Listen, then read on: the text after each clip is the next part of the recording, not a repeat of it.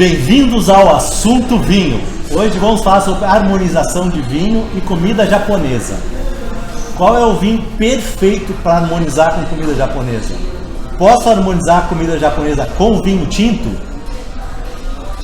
E para essa tarefa super difícil, a gente está aqui no restaurante Kun, no Itaim Bibi, onde a gente vai passear por vários pratos e vamos testar vários vinhos para vocês hoje. Bom, primeiro vamos repassar com vocês princípios básicos de harmonização, né? Acho que o primeiro princípio é equilíbrio de peso. Então, peso? Peso. Como assim, peso? Saber que prato tem peso? Tem prato leve e prato pesado. Não é o prato, é a tem comida. Vinho leve, vinho encorpado. Então é isso aí. Prato leve, vinho leve. Prato pesado, vinho encorpado. Normalmente esse tipo de comparação combina. Outra coisa, vinho tinto com peixes e frutos do mar. Tem um problema aqui que o óleo do peixe reage com o tanino do vinho. Em alguns casos, isso cria um sabor metálico na boca, que não é agradável. Então, se for beber um vinho tinto com peixe e frutos do mar, procure, dê preferência para vinhos leves e com pouco tanino. Isso. Uma outra dica também interessante é combinar, prestar atenção na procedência, né, do prato. Então, prato de uma certa região normalmente vai bem com vinho daquela região, né? Itália, Espanha, Mediterrâneo, Grécia, coisa desse tipo. Isso normalmente vai bem. Isso funciona muito na Europa, porque eles têm séculos de tradição. Exatamente. Então, eles produzem vinho há séculos e cada região já foi se adaptando, foi favorecendo aqueles vinhos que se adaptavam mais com a comida local. Então, por isso, no velho mundo, isso tende a funcionar muito. Já no novo mundo não tem toda essa história, então não tem essa cultura, essa tradição. Principalmente se você está viajando pela Europa em cidades costeiras, né? Vai comer peixe e frutos do mar, normalmente vai tranquilo no vinho que o restaurante te servir, que não vai ter. Eu costumo, se eu vou no restaurante italiano, pedir ou levar um vinho italiano. Vou no restaurante francês, também faço a mesma coisa. Então isso é uma dica que fica aqui, né? Perfeito. Outra coisa, similaridade de aromas. Por exemplo, um prato que leve limão, e se tiver um vinho que tem aromas cítricos nele, isso já vai ajudar muito na harmonização. Outro exemplo, um prato com cogumelos. Um vinho que tem aqueles aromas terrosos, Pinot Noir com frequência tem esse tipo de aroma, também vai ajudar na harmonização. Certo. E a gente tem, para arrematar basicamente essas dicas, os coringas, né? Quem são os coringas? Basicamente vinhos que você pode usar com qualquer tipo de prato, desde a entrada até a sobremesa, que não vai ter muito erro, né? O que a gente pode falar? Primeiro, o espumante, né? O espumante é um vinho típico que você pode usar do começo ao fim da refeição, que ele vai, se não souber o que servir, vai com o espumante que você vai bem. Então, espumante e vinhos com pouco corpo, bastante acidez, perfeito, pouco tanino, são os coringas. Agora, a questão aqui é a seguinte: vinho tinto harmoniza com comida japonesa? Complicado, hein, tio? Complicado depende, mas assim, como regra geral, vai no restaurante japonês, querer levar um vinho tinto, querer pedir um vinho tinto sem saber o que vai comer, costuma não dar certo. Por quê? A comida japonesa normalmente ela é leve e ela tem uma base forte, né, em frutos do mar e peixes. Para isso, então, melhor é um vinho mais leve, um vinho com menos tanino, né? Então, por isso, o melhor é evitar o tinto. Como a gente falou, né, se o vinho tiver muito tanino, pode reagir com a gordura do peixe, do fruto do mar e gerar aquele sabor metálico. E um vinho tinto também, se ele for mais encorpado, botar com prato leve, também não vai harmonizar bem. Não vai combinar. A gente pode começar a pensar em algumas exceções, por exemplo, quando no peixe a gente estiver comendo um atum, né? Um atum, que é um peixe tipicamente mais gordo, mais encorpado, já pode encarar um tinto leve. O atum, e obviamente, se tiver um prato, né, seja de carne bovina, carne suína, ele também pode pensar em tinto sim, mas mesmo nesse caso tem que tomar cuidado com os molhos, né? O shoyu pode ser um problema, mas os molhos em geral são uma preocupação aqui. Se quer um tinto, faça isso, um tinto leve com pouco tanino.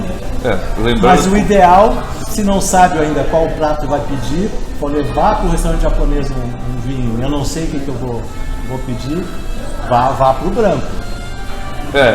Lembrando que, a não ser que você conheça bem o cardápio do restaurante, saiba o que vai comer, né? Essa dica que o Júlio falou é importante, porque a comida japonesa não se resume a peixe e frutos do mar, né? A gente tem uma diversidade incrível, os restaurantes costumam ter exemplos, principalmente aqui no Brasil, em São Paulo especialmente, exemplos de pratos frios, baseados em peixe e frutos do mar, e pratos quentes que usam uma variedade grande de carne, proteína. Mas ainda que use carne, tome cuidado com os molhos. Então, se não souber o tipo de molho que tem, provavelmente o branco é uma melhor solução do que pegar um tinto. Bom, a gente já está falando bastante de branco com tinto, né? Qual é a melhor harmonização para eu levar num restaurante japonês se eu ainda não sei exatamente o que eu vou comer? Bom, como a gente falou, é um branco.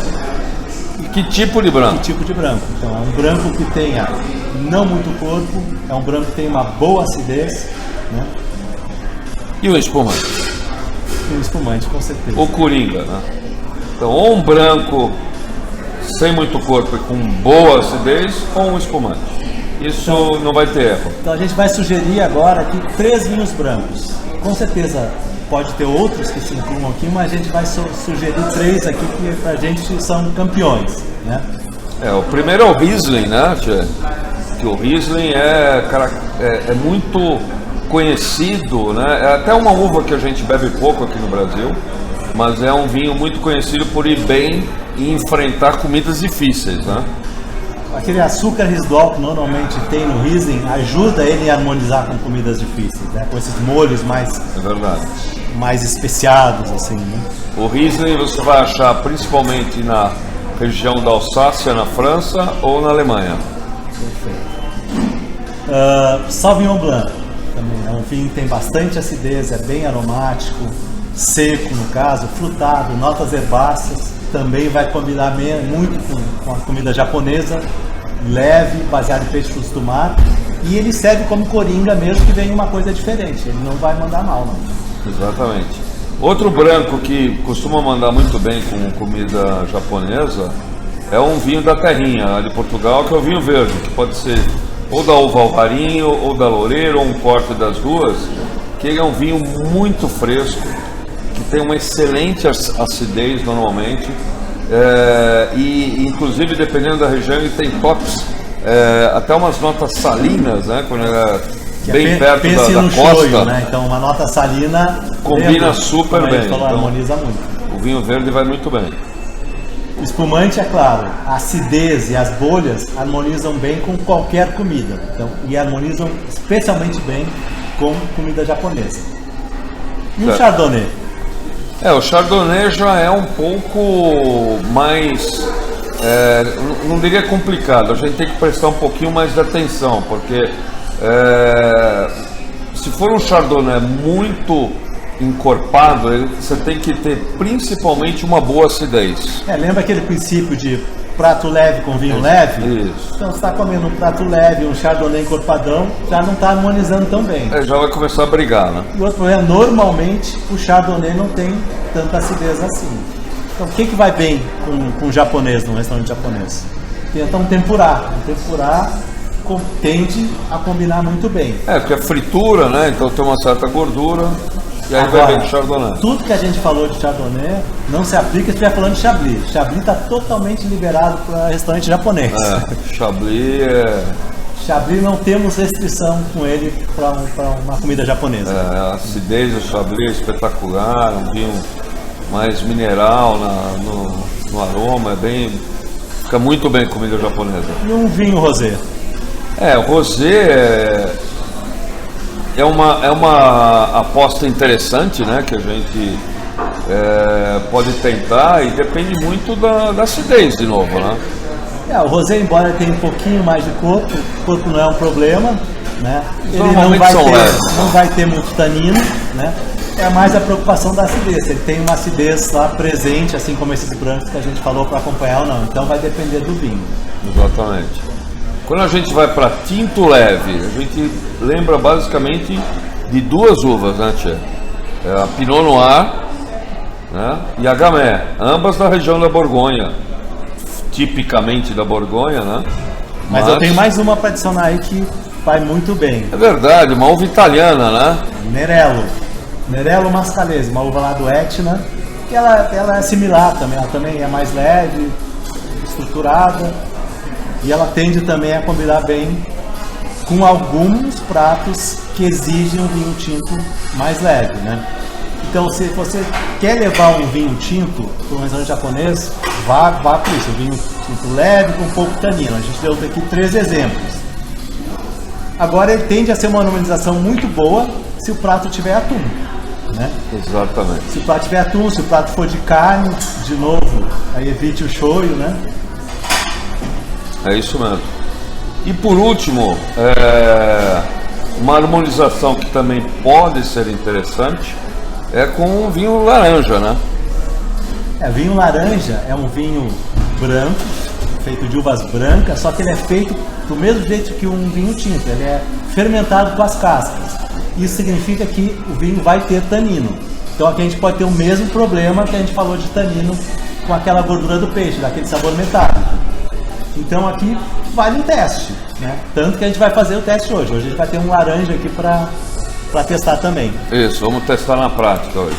Quais vinhos a gente vai ter hoje? Bom, hoje a gente vai ter muita coisa boa, né, tia? A gente selecionou 7 vinhos para usar. São 4 pratos e 7 vinhos. E a gente vai ver cada prato qual vinho que vai melhor. A gente trouxe um espumante, né? Um espumante nature, que é para ser bem seco. A gente quiser fazer um bem seco mesmo para ver como é que vai. Quase nenhum açúcar residual, né? Um brasileiro, né?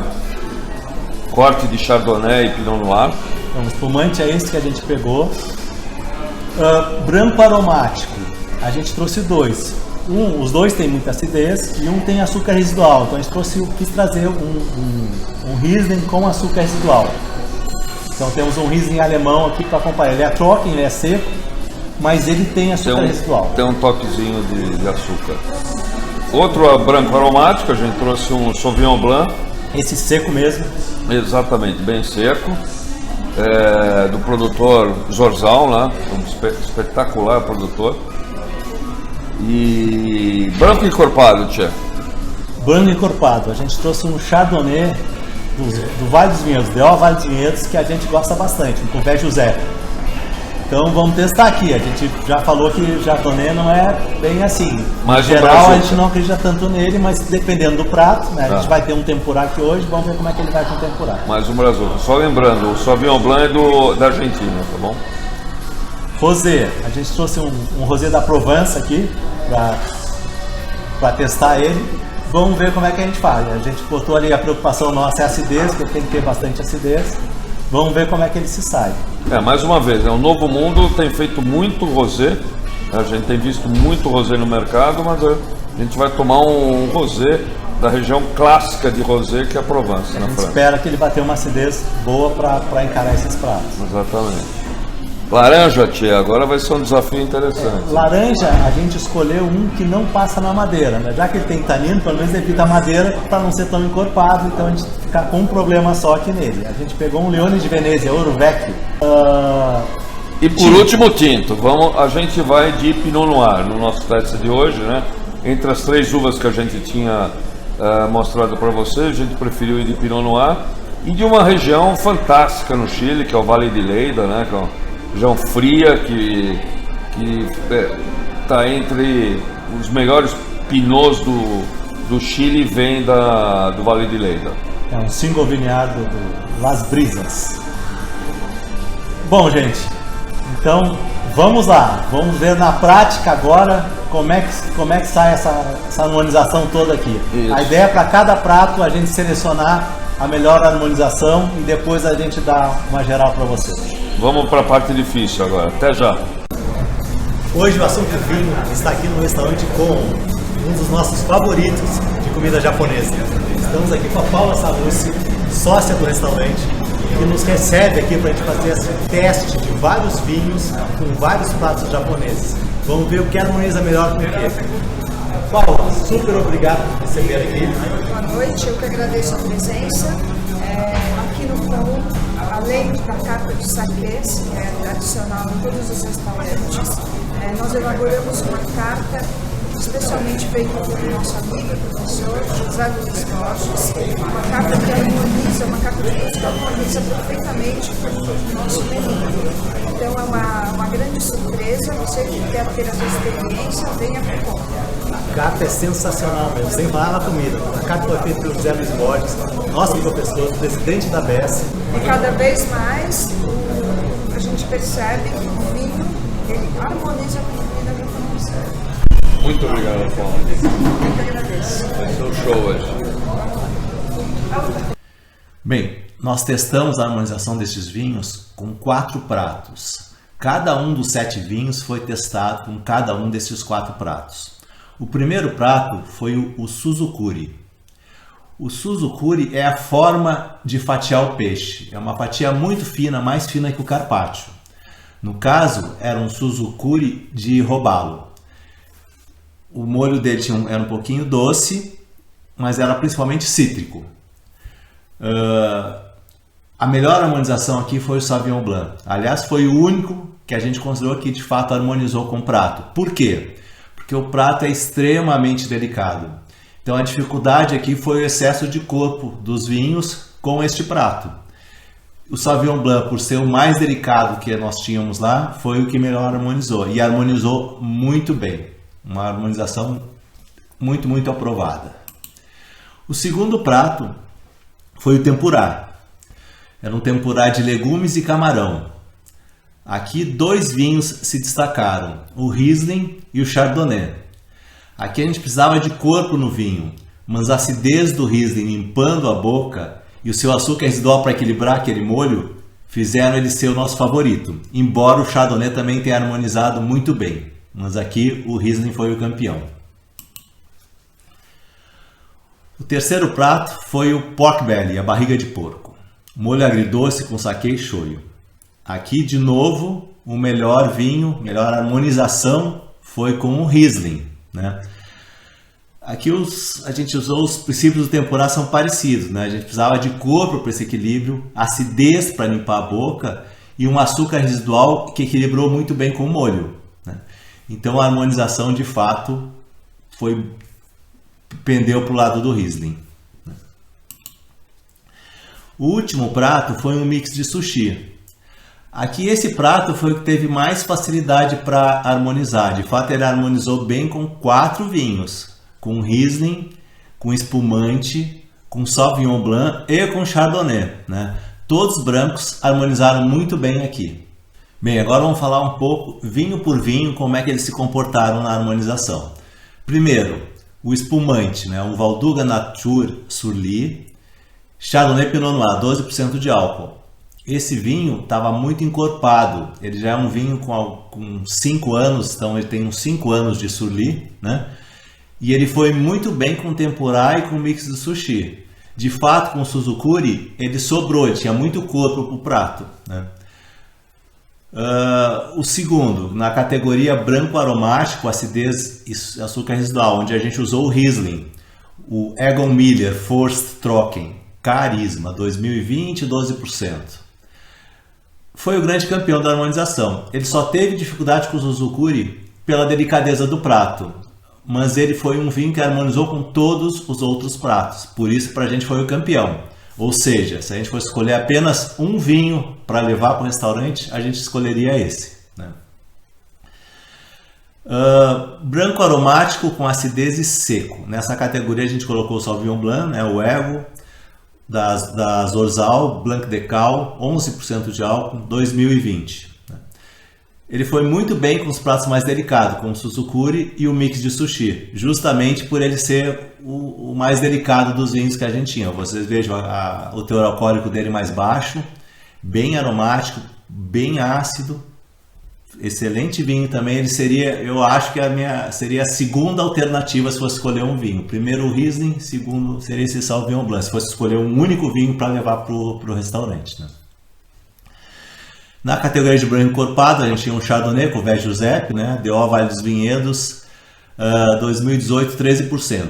Ele harmonizou muito bem com o tempurá e harmonizou ok com a barriga de porco, né? E também com o mix de sushis. Então, assim, poderia levar só esse vinho também. Mas ele está um pouco abaixo dos outros. Eu iria nessa ordem, né? O primeiro foi o Riesling, depois o Sauvignon Blanc. Aí depois viria tanto o espumante quanto o Chardonnay, né? O Rosé, um Chateau Revelette da Provence 2020. Ele não teve um grande desempenho. Com os pratos mais pesados faltou um pouquinho na parte aromática e na acidez, né? Vinho laranja, a gente tinha um Lione di Venezia Ouro Vecchio, Gewürztraminer Gregeto Vermentino 13%, lá de Santa Catarina, né?